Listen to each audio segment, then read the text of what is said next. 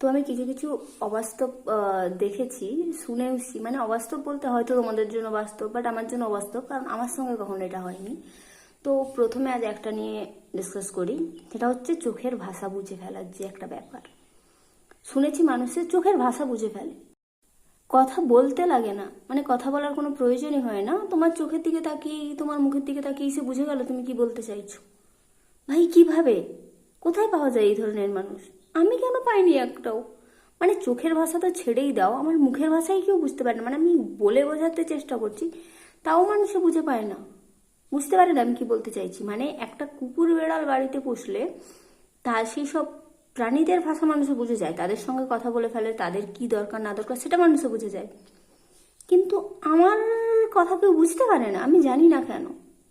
তো চোখের ভাষা বুঝে ফেলাটা এটা আমার জন্য একটা খুব বড় কিছু, তো সেই জন্য আমার কাছে এটা খুব অবাস্তব লাগে। আমি অ্যাকচুয়ালি জানতে চাই যে কোথায় পাওয়া যায় এই ধরনের মানুষ যারা চোখের ভাষা বুঝে ফেলে। আমারও একটা দরকার সিরিয়াসলি, কারণ আমি বলে বোঝালেও কেন মানুষকে বোঝাতে পারি না, আমি খুঁজে পাই না। তো চোখের ভাষা বোঝা এই ধরনের একটা মানুষ থাকা খুবই জরুরি।